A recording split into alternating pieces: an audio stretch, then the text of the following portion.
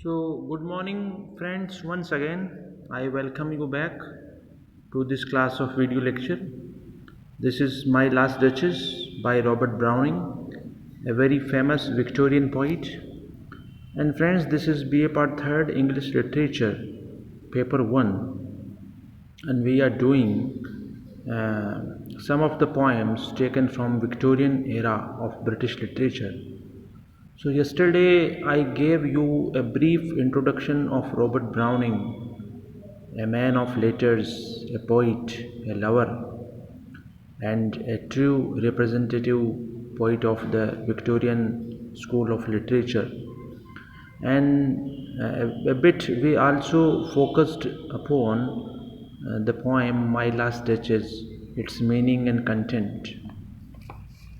So, friends, this poem tells the story of possessiveness and the consequent murder. It's a dramatic monologue, deals with the theme of possessiveness. Possessiveness is one of the human weaknesses, and when it becomes undue, when it crosses the limit, then it brings fall, it brings doom to man's life and character. So, this poem tells the story of possessiveness and the consequent murder. Written in the form of a dramatic monologue, the speaker is an Italian duke of the Renaissance period. So, friends, at this particular point of time, you are also supposed to go through the term Renaissance, and for this, you have that book, A Glossary of Literary Terms, written by M.H. Abrams. The listener is a messenger who has come with the marriage proposal. The listener, since in dramatic monologue only one person speaks and the others remain silent. So here the listener is the messenger who has come from a neighboring state with a marriage proposal. The reader is exposed to a multifaceted examination of the act of murder. Yes, multifaceted examination of the act of murder. How does the Duke murder his own wife, looking to certain characteristic traits of his wife which he never liked, which he at all not permitted her to do so. So, the reader is exposed to a multifaceted examination of the act of murder. The Duke's possessive passion for collecting objects of beauty. This is Duke's passion. He is obsessed with collecting objects of beauty. He wants to have pretty wife, gorgeous wife, right? But he is confined himself only to collecting such beautiful objects in his life. He is not at all concerned with her likings and dislikings, with her way of living life. His sense of refinement and aristocratic pride do not only contrast with his cruelty and material greed. Yes, cruelty and material greed have been aptly delineated by Robert Browning through the character of Duke, but also provide in an uncanny way the explanation for it. In a brief span of 56 lines, the characters of the Duke, his dead wife, and of the period are delineated very skillfully. Yes, we come across the Duke who is highly possessive, greedy, materialistic, have deep sense of pride, being born in an aristocratic family. On the other hand, we come across the Duchess, his dead wife, who was kind hearted, broad minded, merciful, benevolent, generous to each and everyone. She used to welcome each and everyone. She used to shower her smiles on everyone, even on servants. Right? She was a broad minded lady, right? But this broadness of the Duchess couldn't get matched with the narrow-minded Duke, and finally the murder takes place. The Duke himself murders his own wife, at times with the help of parentheses, colloquial diction, and broken syntax. So, friends, in a way, this is something brief about the theme of the poem. And now I come straight to the text of the poem. Now I quote, or you friends, look at your books. That's my Duchess painted on the wall, looking as if she were alive. These lines have been taken from Robert Browning's My Last Duchess, and the scene of the meeting here, the scene has been set by the poet. The Duke is meeting the envoy, the messenger who has recently come from the neighboring state, right? And the envoy is drawing room of they are sitting in the drawing room of the Duke, the Duke who is a widower. Now the Duke is a widower, is negotiating marriage with a court's daughter. The Duke's previous wife is dead, as we all know. She has been murdered. The court's envoy visits the Duke with a fresh proposal of marriage. Now there is a fresh proposal of marriage on the part of the envoy who has come from a neighboring state. The Duke takes him to his art gallery. This is the snobbery on the part of the Duke. The Duke takes him to his art gallery where there is a portrait of the Duke's previous wife. There is hanging a very pretty and gorgeous portrait of his previous wife, and he hints at that portrait and speaks in a very snobbery, snobbish way, speaks in a very snobbish way. That's my last Duchess. You see, the very first line is very ironical. That's my last Duchess, painted on the wall, looking as if she were alive. The Duke removes the curtain and shows him the portrait of his last Duchess. The Duke, pointing towards the painting of the Duchess, tells the court's envoy that the picture looks as if the Duchess were still living.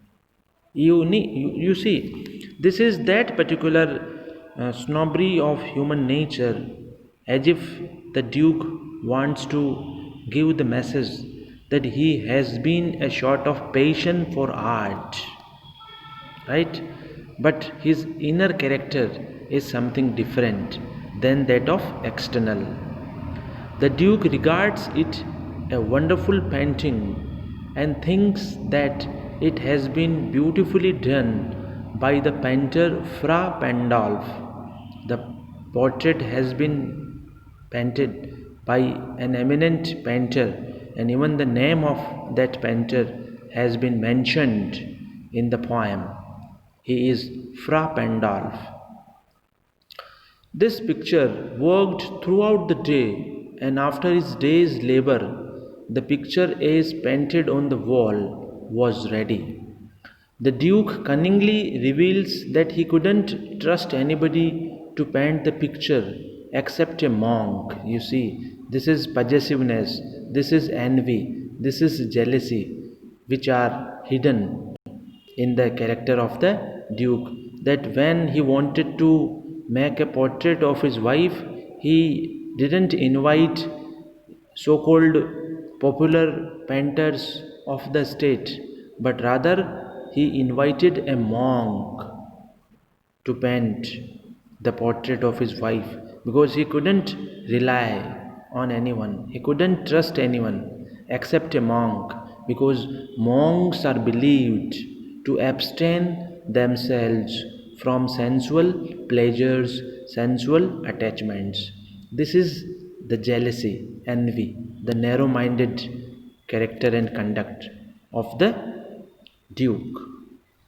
So the Duke cunningly reveals that he couldn't trust anybody to paint the picture, and except a monk.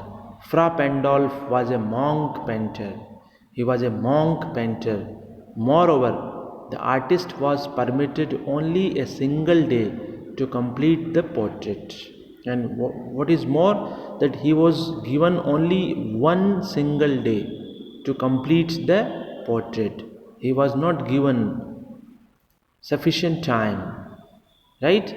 That's why the poet says worked a day.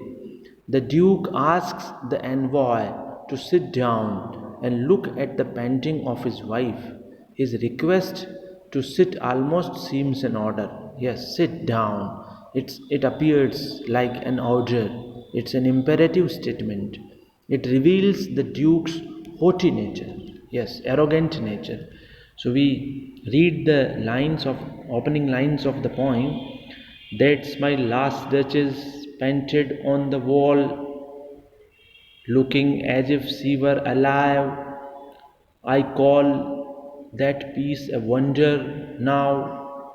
Fra Pandolf's hands worked busily a day, and there she stands.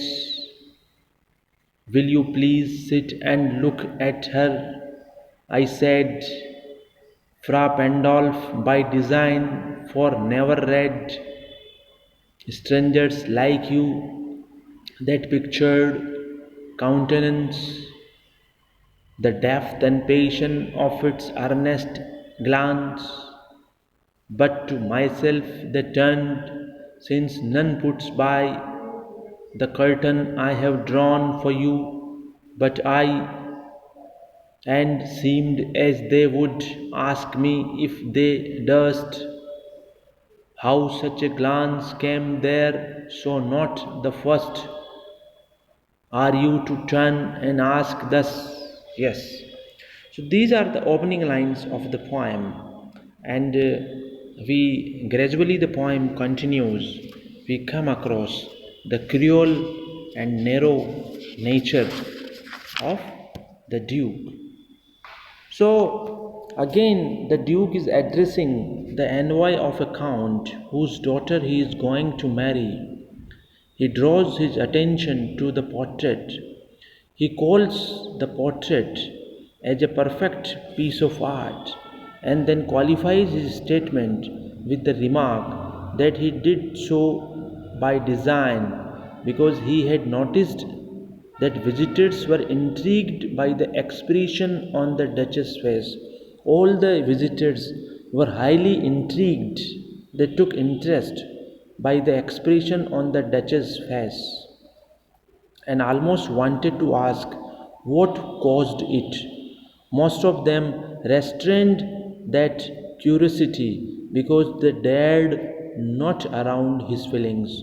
Most of the visitors wanted to know the of mystery of expression which was on the face of the Duchess, but they couldn't ask, since the Duke was a cruel person. The Duke means that often people observing that expressions of passion on the Duchess' face were suspicious of an affair between her and the painter.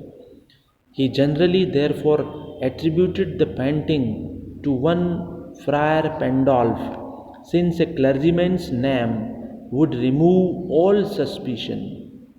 He was also particular that no one but he drew the curtain to display the portrait. So, friends, these are the opening lines of the poem My Last Duchess, written by Robert Browning. In the next class, we shall move on to the next part.